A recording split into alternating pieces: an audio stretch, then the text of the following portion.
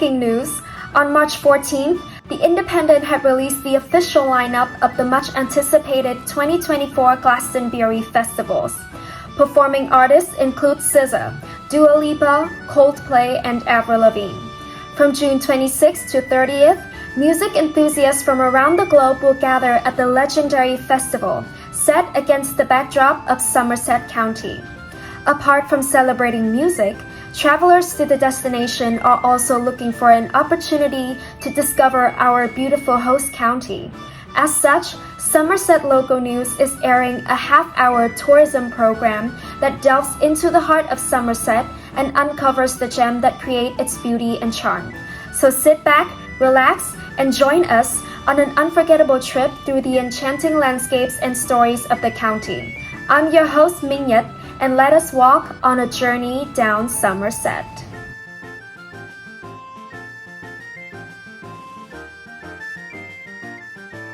Welcome to Somerset, a ceremonial county nestled in the southwest of England. Somerset is bordered by the Bristol Channel, Gloucestershire County, and the city of Bristol to the north. To the east and northeast, it shares borders with the Wiltshire County, while to the southeast lies Dorset County. Finally, to the southwest, Somerset meets the county of Devon. Bath, renowned for its Roman-built baths, stands as Somerset's largest city. Meanwhile, Taunton serves as the administrative center of the county, boasting its own unique charm. As we journey through Somerset's storied past, we uncover the rich tapestry of history that has shaped this county. Somerset's origins trace back to prehistoric times, with evidence of human habitation in the area dating as far back as the Paleolithic era. During the Roman occupation of Britain, Somerset formed part of the Britannia province, with several important Roman roads and settlements discovered within the county.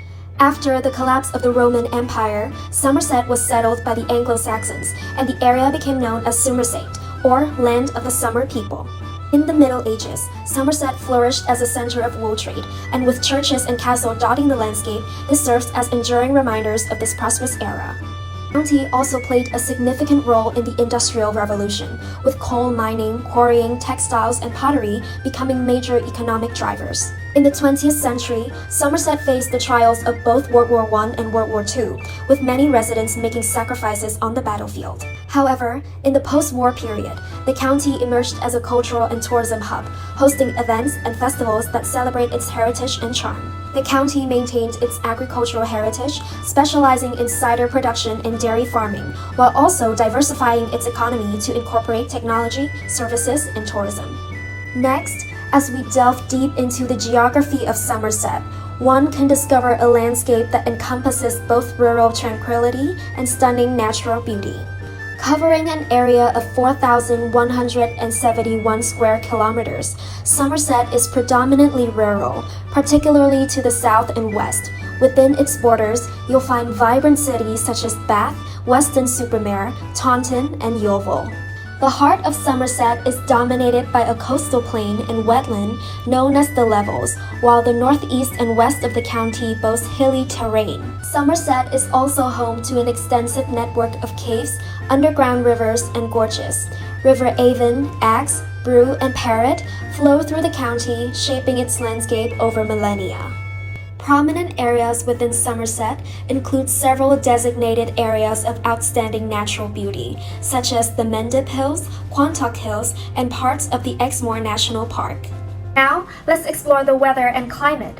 Similar to the rest of southwest England, Somerset enjoys a temperate climate characterized by mild temperatures and moderate rainfall throughout the year. With an annual mean temperature of approximately 10 degrees Celsius, Somerset experiences milder winters and cooler summers compared to much of the United Kingdom. Thanks to its proximity to the sea, Somerset benefits from less extreme seasonal temperature variations, providing residents and visitors with a comfortable climate all year round. The warmest months are typically July and August, with mean minimum temperatures in the winter hovering around 1 to 2 degrees Celsius. Rainfall in Somerset is a regular occurrence, with most precipitation brought about by Atlantic depressions or convections. On average, Somerset receives around 700 millimeters of rainfall annually, with snowfall occurring on 8 to 15 days in typical winters. From the gentle patter of rain to the crisp air of winter snow, Somerset's weather adds depth and character to its picturesque landscapes, inviting exploration and appreciation all year round. Now, let's turn our attention to the population of Somerset, shedding light on the people who call this county home. According to latest statistics, Somerset's total population stands at approximately 981,700 residents. Population density averages at 356 people per square mile, reflecting a balance between urban and rural communities across the county. Somerset is characterized by its predominantly white population. Approximately 94.6% of residents are registered as white British, while 2% belong to Black and ethnic minority groups. Currently, Somerset is governed by three unitary authorities: Somerset Council, North Somerset Council, Bath and North East Somerset Council. From local councils to parliamentary constituencies, Somerset's governance structures ensure effective representation and administration, shaping the county's future and serving its community. Now, let's welcome Ms. Phương Anh Do, who will talk to you about the economy and culture of Somerset. Thanks for having me in. It's an honor to be here today. I'm Phương Anh, and today, let's talk about Somerset economy and culture. First, let's have a look at the economy. Somerset had few industrial centers. Some of them are light industry, high technology businesses, and defense equipment. You cannot mention Somerset without mentioning tourism. They estimate that in 2013, 26,000 people were supported by tourism. Besides that, agriculture along with food and drink production are also a major industry in the county, employing over 15,000 people. The towns of Taunton and Shepton Mallet are involved in the production of cider, especially blackthorn cider, which is sold nationwide. With the development of milk-based industry such as Leicester Cheese Company and Yeo Valley Organic, Somerset has a large range of dairies such as dessert, yogurt, and cheese.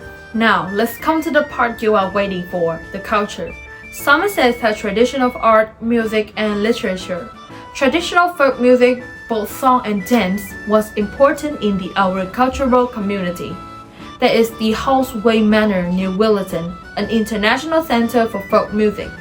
Throughout the year, Somerset comes alive with a diverse array of festivals that celebrate everything from music and art to local traditions and culinary delights. First is your all-time favorite, the Glastonbury Festival. Every summer, it attracts over 200,000 music and cultural lovers worldwide to see the world-famous entertainer. This year's lineup includes some familiar names such as SZA, Coldplay, Dua Lipa, and for the first time, a K-pop band played in Glastonbury, 17. Besides these iconic ones, there are also some local festivals such as the annual Bath Literature Festival, the West Country Carnival in autumn, and the Festival of Lights. About sport, there are rugby, horse racing, and football. You can see most of them in Bath, Taunton, and Wincanton. Last but not least, the Somerset flag. It has a yellow background with a large upright red dragon in the middle. The red dragon, or Viren, is a traditional symbol of Somerset. It was inspired by the coat of arms of the county council and can be traced back to the banner borne by Alfred the Great in the Viking Wars. Now, for the next segment of this video, we have chosen two artifacts from Somerset, which is the Roman bath and cheddar cheese. Now, with the help of our local tour guide, let's have a look at them. Hi, I'm Fulian. I'm gonna be your first guide today, and I'm gonna walk you through our first artifact, the Roman bath. So, the Roman bath is located at the heart of the city of Bath, Somerset. You can somehow make a guess about one of its functions through the name. Yeah, it was used by the Romans as a public bath. However, there are many other reasons why this place is so important to the history and economy of Somerset and England. The site was constructed around 60 to 70 AD. That was 2,000 years ago, which was in the period of Roman invasion in England. Due to this historical context, it showcases Roman architecture and numerous important archaeological items, which we will introduce in detail later. The whole complex is preserved in four main features. the sacred spring, the Roman temple, the Roman bathhouse, and a museum. The Roman bath is now a major tourist attraction in the UK. It welcomes more than 1.3 million visitors annually, so the site contributes a lot to the tourism industry of Somerset. Here we are at the central part of the complex, the sacred spring. More than a normal bath or a spa, the Roman bath was also a significant worshipping place. When the Romans first arrived here and saw the bubbling hot water, as you can see here, they thought that this could only be the work of gods. That's why the sacred spring and also the temple was dedicated to Sulis Minerva, the Roman goddess of wisdom. The hot spring is what makes the place so unique. It is actually the only natural hot spring in the UK. So how does the whole thing work? So water comes from rainfall from Mendip Hills nearby, and it is filtered through limestone and travels underground to the site. High pressure and temperature deep down from the Earth's crust creates geothermal energy, so it makes the hot water. In fact, 1,170,000 liters of water at 46 degrees Celsius flows into the bathing site every day. Next, we have the Roman bathhouse. It consists of several bathrooms, pools, and even changing rooms. The hot spring supplied water for the bathhouse, and it was believed to have medicinal properties. The bathhouse was like a leisure center, where the Romans socialized and took care of their health. So, going to the sauna and public bath is not really a recent concept, as some may assume, since the Romans already did this thousands of years ago. The complex shows the Romans' attention to health and well-being. The bathhouse welcomed everyone, males, females, soldiers, and civilians. Hi, my name is Phương Anh, and I will be your second tour guide. Let's have a look at the museum, shall we? It contains artifacts from the Roman period, with some of the most notable being 17,660 Roman coins known as the Burr Street hoard, a gilt bronze head from the goddess Sulis Minerva, and the Gorgon head pediment. You can also find archaeological on display, include the Roman tombstone, statue, and many votive offerings and curses, which were thrown into the sacred spring for the gods. This is the King Bloodud, the supposed founder of the city of Bath.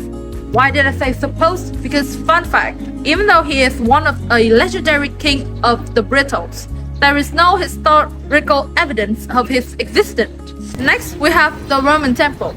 It was the focal point for worshipping in Aqua Solis, which is the ancient bath. Beside the temple, the courtyard is also a sacred place for people of Aqua Solis. The temple at Bath is one of a kind, as it is unusual in Britain to build a temple in classical style. There is only one other truly classical temple in Britain, so you know it's the real deal. Inside the temple, there is the cold statue of the goddess.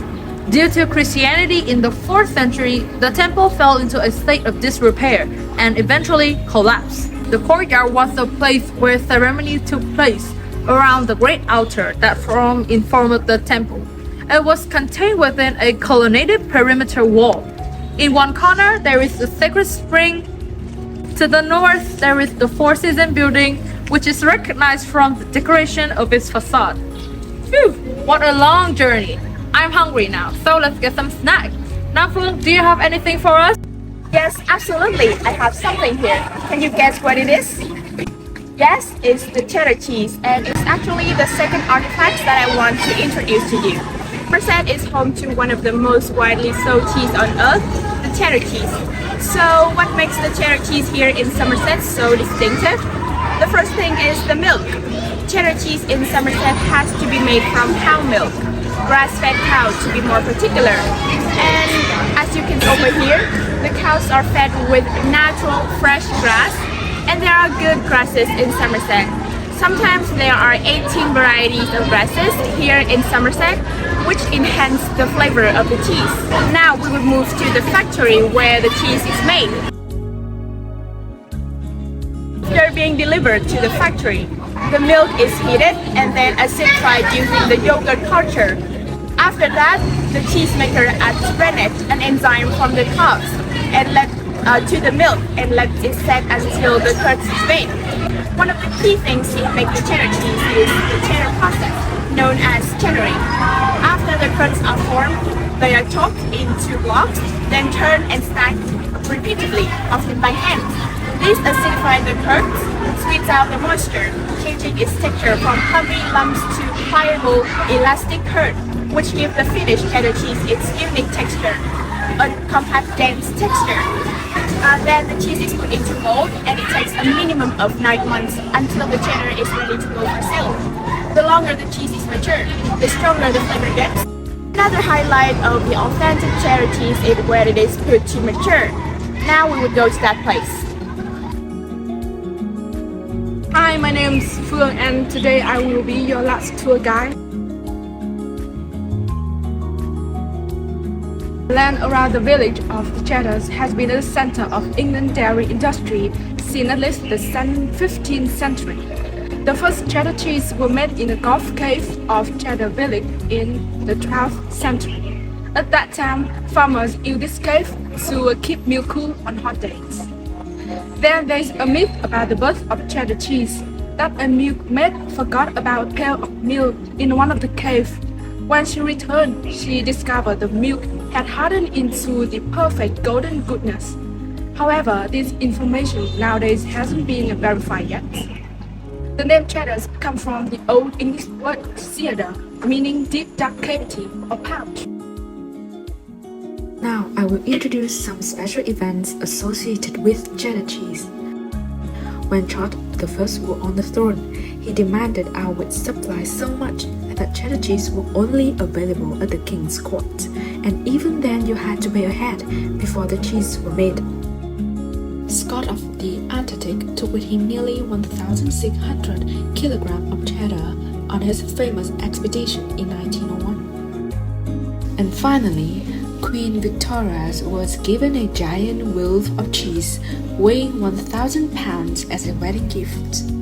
Besides cheddar cheese, I also want to provide you guys one more fascinating information about this cave.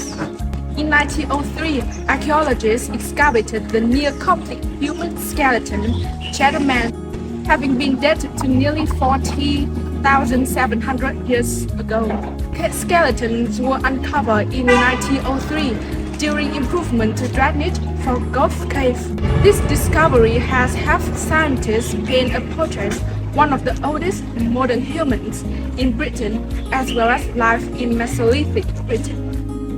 Cheddar Man was a Mesolithic hunter-gatherer with dark skin and blue eyes, and especially he was subjected to have lactose intolerance and unable to digest milk as an adult, like all humans across Europe at that time.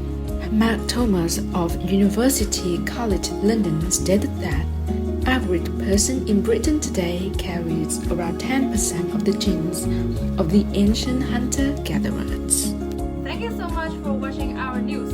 Hope you have a great day at Somerset and have a great time at Glastonbury Festival. Goodbye.